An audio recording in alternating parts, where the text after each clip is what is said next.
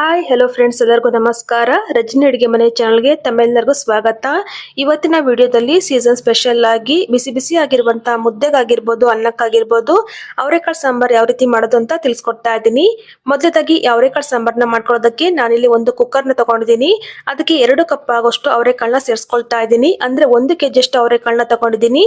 ನಂತರ ಇದಕ್ಕೆ 1-2 ಬದನೆಕಾಯಿನ ಚೆನ್ನಾಗಿ ತೊಳೆದ್ಬಿಟ್ಟು ಕಟ್ ಮಾಡಿ ಸೇರಿಸ್ತಾ ಇದ್ದೀನಿ. ಹಾಗೇನೆ 1-2 ಆಲೂಗಡ್ಡೆನೂ ಸಹ ಚೆನ್ನಾಗಿ ತೊಳೆದ್ಬಿಟ್ಟು ಕಟ್ ಮಾಡಿ ಹಾಕೊಳ್ತಾ ಇದ್ದೀನಿ. ನಂತರ ಇದಕ್ಕೆ ನೀರನ್ನ ಸೇರಿಸ್ಕೊಳ್ತಾ ಇದ್ದೀನಿ.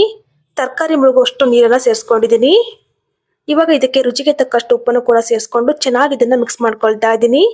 ಚೆನ್ನಾಗಿ ಮಿಕ್ಸ್ ಮಾಡ್ಕೊಂಡಿದ ನಂತರ ಲಿಡ್ ಅನ್ನ ಕ್ಲೋಸ್ ಮಾಡಿ ಒಂದೇ ಒಂದು ವಿಸಲ್ ಕೂಗಿಸ್ಕೊಳ್ತಾ ಇದ್ದೀನಿ. ಬೇಕಾದ್ರೆ ನೀವು ಓಪನ್ ಪಾತ್ರೆಯಲ್ಲಿ ಕೂಡ ಮಾಡ್ಕೊಳ್ಬಹುದು.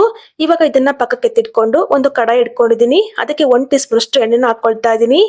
ಎಣ್ಣೆ ಸ್ವಲ್ಪ ಬಿಸಿಯಾಗಿದ್ದ ನಂತರ 1-2 ಈರುಳ್ಳಿನ ಕಟ್ ಮಾಡಿ ಸೇರಿಸ್ತಾ ಇದ್ದೀನಿ.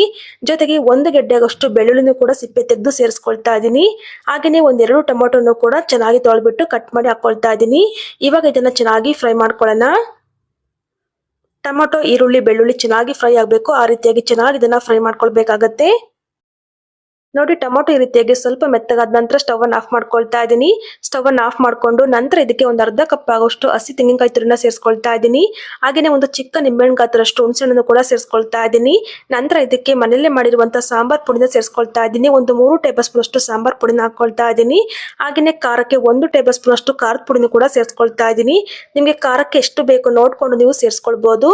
ಹಾಗೇನೆ ಇದಕ್ಕೆ ಸ್ವಲ್ಪ ಕೊತ್ತಂಬರಿ ಸೊಪ್ಪನ್ನು ಕೂಡ ಸೇರಿಸ್ಕೊಂಡು ಚೆನ್ನಾಗಿ ಇದನ್ನ ಒಂದ್ಸಲ ಮಿಕ್ಸ್ ಮಾಡ್ಕೊಳ್ತಾ ಇದ್ದೀನಿ. ನೋಡಿ, ಈ ತರ ಒಂದ್ಸಲ ಚೆನ್ನಾಗಿ ಮಿಕ್ಸ್ ಮಾಡ್ಕೊಂಡು ಕಂಪ್ಲೀಟ್ ಆಗಿ ಇದು ತಣ್ಣಗಾದ ನಂತರ ಇದನ್ನು ಮಿಕ್ಸರ್ ಜಾರಲ್ಲಿ ಹಾಕೊಂಡು ಗ್ರೈಂಡ್ ಮಾಡ್ಕೊಳ್ತಾ ಇದ್ದೀನಿ. ಈ ತರ ಮಸಾಲಾನ ಸ್ವಲ್ಪ ಹುರಿದು ನಾವು ಮಾಡೋದ್ರಿಂದ ಸಾಂಬಾರ್ ಟೇಸ್ಟ್ ತುಂಬಾನೇ ಚೆನ್ನಾಗಿರುತ್ತೆ. ನೋಡಿ, ಕಂಪ್ಲೀಟ್ ಆಗಿ ತಣ್ಣಗಾದ ನಂತರ ಇದನ್ನು ಮಿಕ್ಸರ್ ಜಾರ್ಗೆ ಹಾಕೊಳ್ತಾ ಇದ್ದೀನಿ. ಇವಾಗ ನಾವು ಅವಾಗಲೇ ಬೇಯಿಸೋದಕ್ಕೆ ಇಟ್ಕೊಂಡಿದ್ವಲ್ಲ ಅವರೆಕಾಯಿ, ಬದನೆಕಾಯಿ, ಆಲೂಗಡ್ಡೆ ನೋಡ್ತಾ ಇರ್ಬೋದು. 1 ವಿಸಲ್ ಆದ ನಂತರ ಓಪನ್ ಮಾಡಿ ತೋರಿಸ್ತಾ ಇದ್ದೀನಿ.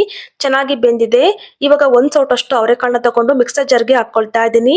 ನಂತರ ಇದಕ್ಕೆ ಸ್ವಲ್ಪ ನೀರನ್ನು ಕೂಡ ಸೇರಿಸ್ಕೊಂಡು ಆದಷ್ಟು ಇದನ್ನ ನೈಸ್ ಆಗಿ ಗ್ರೈಂಡ್ ಮಾಡ್ಕೊಳ್ತಾ ಇದ್ದೀನಿ. ನೋಡಿ, ಈ ತರ ನೈಸ್ ಆಗಿ ಗ್ರೈಂಡ್ ಮಾಡ್ಕೊಂಡಿದ್ದೀನಿ. ಆದಷ್ಟು ನೈಸ್ ಆಗಿ ಗ್ರೈಂಡ್ ಮಾಡ್ಕೊಳ್ಳಿ, ಟೇಸ್ಟ್ ತುಂಬಾ ಚೆನ್ನಾಗಿರುತ್ತೆ. ಇವಾಗ ಈ ಮಸಾಲೆನ ಬೇಯಿಸಿಟ್ಕೊಂಡಿದ್ವಲ್ಲ ಅವರೆಕಾಯಿ, ಬದನೆಕಾಯಿ, ಆಲೂಗಡ್ಡೆ ಅದ್ರ ಜೊತೆಗೆ ಹಾಕೊಳ್ತಾ ಇದ್ದೀನಿ. ನಂತರ ಇದಕ್ಕೆ ಸ್ವಲ್ಪ ನೀರನ್ನು ಕೂಡ ಸೇರಿಸ್ಕೊಳ್ತಾ ಇದ್ದೀನಿ. 1 ಲೀಟರ್ ಅಷ್ಟು ನೀರನ್ನ ಸೇರಿಸ್ಕೊಂಡಿದ್ದೀನಿ. ಹಾಗೇನೆ ರುಚಿಗೆ ತಕ್ಕಷ್ಟು ಉಪ್ಪನ್ನು ಕೂಡ ಸೇರಿಸ್ಕೊಳ್ತಾ ಇದ್ದೀನಿ. ನಿಮಗೆ ಸಾಂಬಾರ್ ಗಟ್ಟಿಯಾಗಬೇಕು, ತೆಳುವಾಗಬೇಕು ನೋಡ್ಕೊಂಡು ನೀವು ನೀರನ್ನ ಸೇರಿಸ್ಕೊಳ್ಳಿ. ಇವಾಗ ಇದನ್ನ ಚೆನ್ನಾಗಿ ಒಂದ್ಸಲ ಮಿಕ್ಸ್ ಮಾಡ್ಕೊಳ್ತಾ ಇದ್ದೀನಿ. ನೋಡಿ, ಈ ತರ ಒಂದ್ಸಲ ಚೆನ್ನಾಗಿ ಮಿಕ್ಸ್ ಮಾಡ್ಕೊಂಡು 5 ರಿಂದ 6 ನಿಮಿಷ ಇದನ್ನ ಚೆನ್ನಾಗಿ ಕುದಿಸ್ಕೊಳ್ಬೇಕು. ಈಗ ನೋಡ್ತಾ ಇರ್ಬೋದು, 5 ನಿಮಿಷ ಚೆನ್ನಾಗಿ ಕುದಿಸ್ಕೊಂಡಿದ್ದೀನಿ. ಇವಾಗ ಇದನ್ನ ಪಕ್ಕಕ್ಕೆ ತಿಟ್ಕೊಳ್ತಾ ಇದ್ದೀನಿ. ಇವಾಗ ಒಗ್ಗರಣೆಗೆ ಅಂತ ಒಂದು ಕಡಾಯಿಗೆ 1-2 ಟೇಬಲ್ ಸ್ಪೂನ್ ಅಷ್ಟು ಎಣ್ಣೆನ ಹಾಕೊಳ್ತಾ ಇದ್ದೀನಿ. ಎಣ್ಣೆ ಸ್ವಲ್ಪ ಬಿಸಿಯಾಗಿದ್ದ ನಂತರ ಸ್ವಲ್ಪ ಸಾಸಿವೆನ ಹಾಕೊಳ್ತಾ ಇದ್ದೀನಿ. ಸಾಸಿವೆ ಚೆನ್ನಾಗಿ ಸಿಡಿದ ನಂತರ 1 ಈರುಳ್ಳಿನ ಸಣ್ಣದಾಗಿ ಕಟ್ ಮಾಡಿ ಸೇರಿಸ್ಕೊಳ್ತಾ ಇದ್ದೀನಿ. ಜೊತೆಗೆ ಸ್ವಲ್ಪ ಕರಿಬೇವು ಸೊಪ್ಪನ್ನು ಕೂಡ ಸೇರಿಸ್ಕೊಳ್ತಾ ಇದ್ದೀನಿ. ಇವಾಗ ಚೆನ್ನಾಗಿ ಮಿಕ್ಸ್ ಮಾಡ್ಕೊಳ್ತಾ ಈರುಳ್ಳಿ ಸ್ವಲ್ಪ ಕಲರ್ ಚೇಂಜ್ ಆಗೋ ತನಕ ಚೆನ್ನಾಗಿ ಫ್ರೈ ಮಾಡ್ಕೊಳ್ಳೋಣ. ನೋಡಿ, ಈರುಳ್ಳಿ ಈ ರೀತಿಯಾಗಿ ಸ್ವಲ್ಪ ಕಲರ್ ಚೇಂಜ್ ಆಗಿದ ನಂತರ ಸ್ಟವ್ ಅನ್ನು ಆಫ್ ಮಾಡ್ಕೊಂಡು ಇವಾಗ ಈ ಸಾಂಬಾರ್ ಒಳಗಡೆ ಒಗ್ಗರಣೆನ ಸೇರಿಸ್ಕೊಂಡು ಚೆನ್ನಾಗಿ ಒಂದ್ಸಲ ಮಿಕ್ಸ್ ಮಾಡ್ಕೊಳ್ಳೋಣ. ನೋಡಿ, ಈ ತರ ಒಂದ್ಸಲ ಚೆನ್ನಾಗಿ ಮಿಕ್ಸ್ ಮಾಡ್ಕೊಂಡು ಸ್ಟವ್ ಅನ್ನು ಆಫ್ ಮಾಡ್ಕೊಂಡ್ರೆ ಆಯ್ತು. ತುಂಬಾನೇ ರುಚಿಯಾಗಿರುವಂತ ಅವರೆಕಾಳು ಸಾಂಬಾರ್ ರೆಡಿ ಆಗುತ್ತೆ. ತುಂಬಾ ಚೆನ್ನಾಗಿರುತ್ತೆ ಮುದ್ದೆಗೆ, ಅನ್ನಕ್ಕೆಲ್ಲ. ಖಂಡಿತ ಈ ವಿಧಾನದಲ್ಲಿ ಒಂದ್ಸಲ ಟ್ರೈ ಮಾಡಿ ನೋಡಿ. ಹಾಗೇನೆ ಹೇಗ್ ಬಂದಿತ್ತು ಅಂತ ಕಮೆಂಟ್ ಮೂಲಕ ಕೂಡ ತಿಳಿಸಬಹುದು. ಹಾಗೇನೆ ಇವತ್ತಿನ ವಿಡಿಯೋ ನಿಮ್ಗೆ ಇಷ್ಟ ಆಗಿದ್ರೆ ಲೈಕ್ ಮಾಡಿ, ಶೇರ್ ಮಾಡಿ. ಮತ್ತಷ್ಟು ಸಿಂಪಲ್ ಅಂಡ್ ಕ್ವಿಕ್ ರೆಸಿಪಿಗಾಗಿ ರಜನಿ ಅಡುಗೆ ಮನೆ ಚಾನಲ್ ನ ಸಬ್ಸ್ಕ್ರೈಬ್ ಮಾಡ್ಕೊಂಡು ಸಪೋರ್ಟ್ ಮಾಡಿ. Thank you for watching.